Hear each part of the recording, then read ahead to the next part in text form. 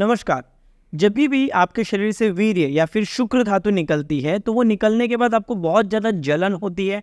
कई बार आप महसूस करते हैं कि जहाँ से भी शुक्र धातु निकलती है उस जगह पे आपको बहुत बर्निंग जैसा, मिर्ची जैसा, आग जैसे लगता है। या फिर रिलेशन बनाने के बाद, अपने पार्टनर के साथ संबंध बनाने के बाद या फिर सेक्स के बाद आपके जो पार्टनर है वो कंप्लेंट करते हैं कि उनको जो उनका वेजाइनल एरिया है, जो योनि द्वार है, वहाँ पे आग जैसे लग रहा है, जलन जैसे लग रहा है, ऐसे लग रहा है किसी ने मिर्ची लगा दी है। अगर इस तरह की आपको तकलीफ होती है तो आज हम बात करेंगे वो तकलीफ होती क्यों है, उसके क्या क्या कारण और लक्षण आयुर्वेद में बोले गए हैं और उसके लिए क्या प्रॉपर इलाज करना चाहिए। पूरी जानकारी आज इस वीडियो में।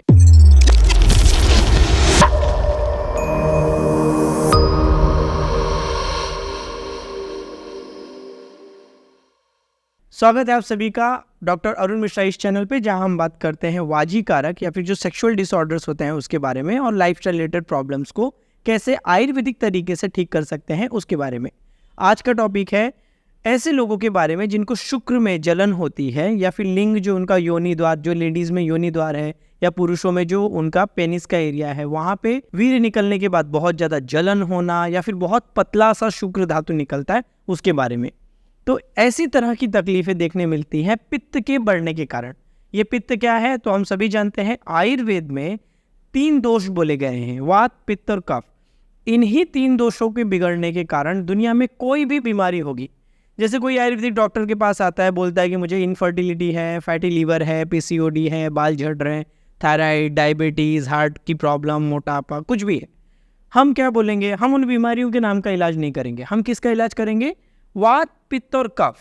तो ये जो बाल अगर झड़ रहा है तो वात के कारण है, या फिर ये जो मोटापा है वो वात के कारण है, पित्त के कारण है, कफ के कारण है। ठीक, तो वैसे ही ये जो पित्त होता है और वो आपकी जो 7 धातुएं होती हैं, रस, रक्त, मांस, मेद, अस्थि, मज्जा, शुक्र, ये पित्त अगर शुक्र धातु में बढ़ जाएगा तो आपको शुक्र जो है एकदम अजीब अजीब कलर का दिखेगा। थोड़ा सा पीलापन उसमें बहुत ज़्यादा आ जाएगा या ब्लू कलर का थोड़ा सा उसका कलर होने लग जाएगा। ठीक है, जब शुक्र निकलेगा तो बहुत ज़्यादा आपको जलन लगेगा, इसलिए किसी ने मिर्ची उस जगह पे लगा दी हो। या संबंध बनाने के बाद आपका जो पार्टनर हो बोलेगा कि यहाँ आग जैसे लग रहा है, ऐसे लग रहा है किसी ने कुछ मिर्ची विर्ची लगा दी है। ठीक, ये तकलीफ होती है पित्त के कारण। तो सबसे पहली ऐसी तकलीफ होती क्यों है, या फिर ये जो पित्त है ये क्यों बढ़ के शुक्र धातु में चला जाता है?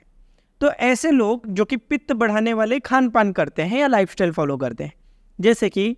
जिन लोगों को खट्टा, नमक और तीखा, ये 3 टेस्ट बहुत पसंद है, कि मतलब खाने में खट्टा, नमक, तीखा के बिना चलता नहीं। तो खट्टे में जैसे कि पानी पूरी बहुत पसंद है, अचार बहुत पसंद है, अमचूर बहुत पसंद है, रोज नींबू दिन में 3-3, 4-4 बार निचोड़ के नींबू खाने की आदत है, या इमली की जो गोली वोली मिलती है वो बार बार इमली की गोली चूस के खाते रहते हैं, या जो खट्टे प्रोडक्ट हैं जैसे कि इडली जैसे आइटम है, सांबर जैसे आइटम है जिसमें टमाटर डाला रहता है, तो टमाटर का सॉस, टमाटर की चटनी, टमाटर की भाजी, गुजरात में तो टमाटर, सेव टमाटर करके भाजी मिलती है, तो या फिर जिनको टोमेटो सूप पीने की आदत है, तो जो खट्टा बहुत खाते हैं, जो नमक बहुत ज़्यादा खाते हैं कि भाई नमक के बिना हमारा नहीं चलता, तो खाने में नमकीन चाहिए, खाने के ऊपर से नमक चाहिए, सलाद खाएंगे तो उसमें नमक चाहिए, खाना खाने बैठे हैं तो बिना नमक एक्स्ट्रा डाले उनको मज़ा नहीं आता है। तो ऐसे लोग जिनको सिरका विरका टाइप के खट्टे आइटम,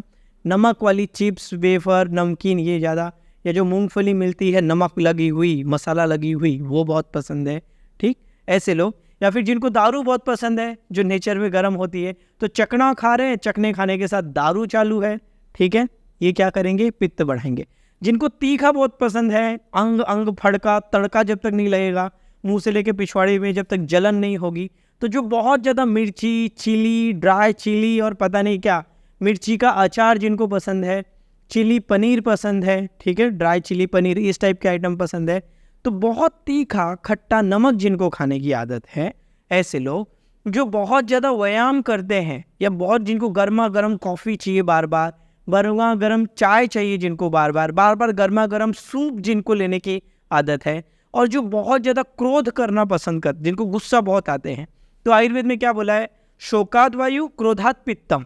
दुख मनाओगे तो वायु, दुख, चिंता, बेचैनी, ये सब आपके शरीर में बढ़ेगा तो वायु बढ़ जाएगी, क्रोध बढ़ेगा, गुस्सा बढ़ेगा तो क्या होगा? पित्त बढ़ जाएगा। तो ऐसे लोग जो धूप में बहुत ज़्यादा घूमते हैं, सेल्समैन हैं, धूप में काम करते हैं, कंटिन्यू धूप में ट्रैवलिंग करते रहते हैं, या जो आग के पास समझो कि हलवाई है, ठीक है, या आग के आसपास फायर फाइटर टाइप के लोग हैं जो फायर में काम करते हैं, तो जिनका आग से, धूप से, गर्मी से जिनका बहुत ज़्यादा कांटेक्ट होते रहता है, या उन चीज़ों में गर्म एनवायरनमेंट में जिनको काम करना पड़ता है कि ट्रैफिक हवलदार है, दिन भर धूप में खड़े रहना है, वॉचमैन है या दिन में धूप में खड़े रहना है, या धूप में सेल्समैन है, सामान बेचना है, तो ऐसी चीज़ें आपके शरीर में जो पित्त बढ़ाती हैं, जो बहुत ज़्यादा गुस्सा पैदा करती है, खट्टी कड़वी नेचर में है, तीखी है, जो जलन पैदा करने का काम करती है, जिनको उड़द वाले आइटम बहुत पसंद है कि उड़द का वड़ा चालू है, इडली चालू है, सांभर चालू है, डोसा चालू है, फर्मेंटेड आइटम की रात में कुछ भिगा दिया और जब वो फर्मेंटेड थोड़ा सा उसमें सड़न पैदा होगी और फिर खाने में जिनको मज़ा आता है, या बार बार जिनको दही खाना बहुत ज़्यादा पसंद है, डेली छाछ बहुत पसंद है, खट्टी छाछ। अभी आज ही हमारे क्लिनिक में एक गुजरात के पेशेंट आए थे, तो उनको क्या था, डायबिटीज़ था, प्रोस्टेट था और हर्पीस इन्फेक्शन था।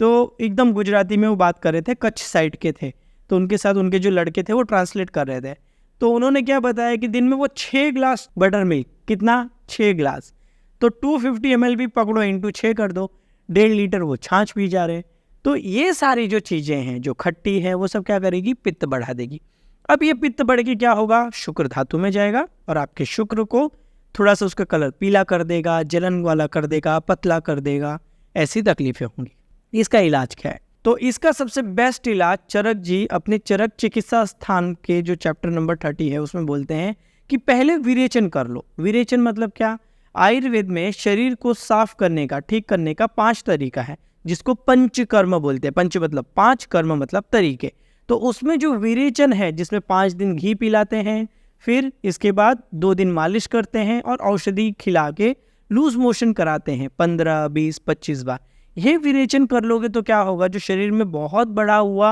आपके शरीर में पित्त है, लीवर में या फिर स्प्लीन में, पेट में, खून में, जो शुक्र धातु के अंदर जो गर्मी बहुत ज़्यादा बढ़ गई है, वो गर्मी निकलने में मदद मिल जाएगी। एक बार ये गर्मी निकल जाएगी तो फिर उसके बाद औषधियाँ ले लो, ऐसी औषधियाँ जो नेचर में ठंडी हैं और शुक्र धातु को नरिशमेंट करती हैं, बस आपका काम हो गया, जलन वलन वाली तकलीफ निकल जाएगी। हाँ, एसिडिटी अगर आपको है कि एसिडिटी भी होता है और शुक्र धातु खराब है, तो फिर आपको वमन वाला इलाज ज़्यादा अच्छा रहेगा। और अगर लैट्रिन के यहाँ पे बार बार जलन होती है तो विरेचन दोनों पे काम कर देगा। तो पहले पंचकर्म जो भी आपके यहाँ पे सेंटर होगा आयुर्वेद का, जो भी Ayurvedic hospital, clinic, panchakarma centre होंगे, वहाँ जाके वहाँ के डॉक्टर को दिखा के आप विरेचन नाम का चिकित्सा करा लो। क्लियर।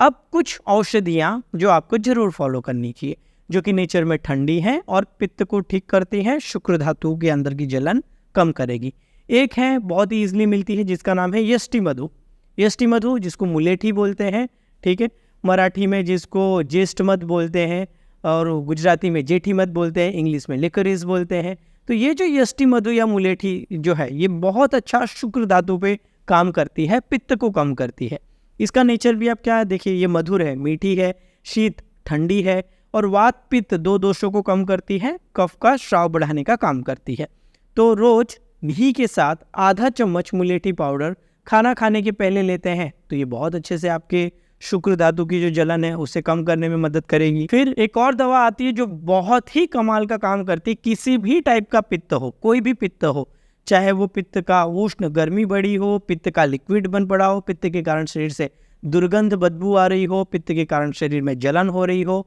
पित्त की कुछ भी छाले हो, कुछ भी हो, उसमें सबसे कमाल का काम करने वाली जो दवा है उसका नाम है आंवला, जिसको हम संस्कृत में आमलकी बोलते हैं, इंडियन गूसबेरी जिसको बोलते हैं इंग्लिश में। तो ये जो आंवला या फिर आमलकी पाउडर है, ये आराम से कहीं भी मिल जाएगा। ताज़ा आंवला मिलता है तो वो तो डायरेक्ट खा सकते हो, 1 से 2 आंवला, या आंवले का पाउडर मिलता है तो आधा चम्मच आंवला पाउडर और शहद अगर आप खाने के पहले लेते हो तो ये शुक्र दृष्टि जो भी है 21 दिन के लिए ले लीजिए, उसको ठीक करने में मदद करेगा। अपने खाने में जो सिंघाड़ा मिलता है, सिंघाड़ा जिसे संस्कृत में श्रृंगाटक कहते हैं, इंडियन वाटर चेस्टनट जिसको इंग्लिश में बोलते हैं, तो ये जो सिंघाड़ा होता है, ठीक, वो उसका आटा या फिर सिंघाड़ा डायरेक्ट आप खाने के लिए यूज़ कर सकते हैं अपने खाने में, ये बहुत अच्छे से हीट कम करेगा।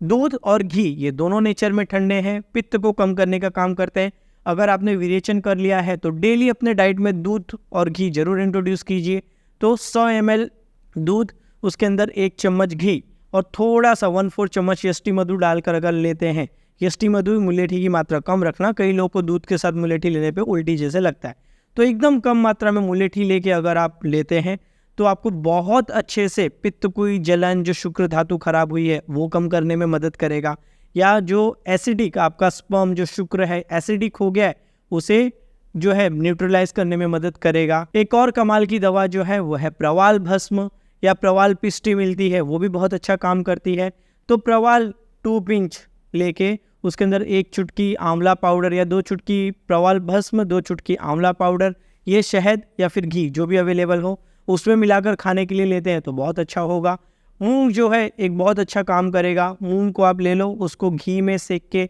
मूंग का जो लड्डू बनाते हैं मिश्री डाल के, वैसा वाला लड्डू बहुत अच्छा काम करेगा। अगर फाइनेंशियल कंडीशन बहुत अच्छी है तो स्वर्ण भस्म जैसी जो औषधियाँ मिलती हैं आयुर्वेद की, तो 125 mg स्वर्ण भस्म जो है वो दूध के साथ अगर हफ्ते में 2 बार भी लेते हैं तो बहुत अच्छा, डेली ले सकते हैं तो क्या बात ही होगी। और अभ्रक भस्म जैसी जो औषधियाँ हैं जो नेचर में ठंडी हैं, पित्त पे काम करती है, बहुत अच्छा काम करेगी। एक और कमाल का कॉम्बिनेशन है स्वर्ण माक्षिक और चंदन। तो स्वर्ण माक्षिक भस्म 1 पिंच 125 mg और चंदन जो होता है वो 250 mg मिश्री के साथ खाने के पहले 20 से 22 दिन लेते हैं। तो ये सारे कॉम्बिनेशन, ऐसे आयुर्वेद में हजारों दवाइयाँ हैं, तो उनमें से ये कॉम्बिनेशन अगर विरेचन करा के आप फॉलो करते हैं तो आपको अच्छा खासा जो आपके शुक्र धातु के अंदर उष्णता हीट बढ़ गई है वो हीट कम करने में आपको मदद देखने मिलेगी। और बाकी जो कारण है, खट्टा नमक तीखा इसे बंद करना है, स्वीट आइटम्स को बढ़ाना है, खाने में मुनक्का, अंजीर, दूध, मक्खन, घी, ऐसे जो ठंडे नेचर की चीज़ें हैं वो आप अगर लेंगे तो पित्त के कारण, या जो पित्त प्रकृति के लोग हैं जिनके बाल बहुत जल्दी झड़ते हैं और हीट के कारण जिनको शुक्र धातु भी खराब हो रही है, या जो भी लेडीज़ हैं, तो उन सारे लोगों के लिए ये चीज़ें फ़ायदेमंद होगी। और एक कमाल का ट्रीटमेंट है, अगर आप उसे डेली करते हैं तो आपको ज़िंदगी में फिर ये ऐसी तकलीफ नहीं होगी, वो है तिक्त शीर बस्ती की प्रैक्टिस करना। तिक्त शीर बस्ती मतलब जो दूध होता है उसके अंदर जो कड़वी दवाइयाँ होती हैं, जैसे गिलोय है, परवल है, वासा है, नीम है, तो ये जो औषधियाँ होती हैं आप अपने नज़दीकी आयुर्वेदिक डॉक्टर से ले सकते हैं। उनको लेके 100 ml दूध 100 ml पानी में पका लेना चाहिए, फिर छान के उसके अंदर घी डालकर अगर उसका डेली बस्ती लेते हैं, या पहले आप बड़ी बस्ती अपने पंचकर्म सेंटर में करा लो और उन्हीं डॉक्टर से सीख लो कि इसको आप घर पे, ये छोटी जो बस्ती है 60 ml 80 ml वाली, इसके आपको इश्यूज़ नहीं होंगे, ठीक। तो ये बस्ती अगर आप बॉडी शोधन के बाद कराते हो तिक्त शीर बस्ती, तो आपको पित्त के कारण, चाहे आपका लीवर खराब हो रहा हो, शुक्र धातु खराब हो रही हो, बाल झड़ रहा हो, जलन हो रहा हो, शुक्र पतला हो गया हो, ऐसे सारे के सारे इश्यूज़ आपको अच्छे खासे कंट्रोल करने में मदद मिलेंगे।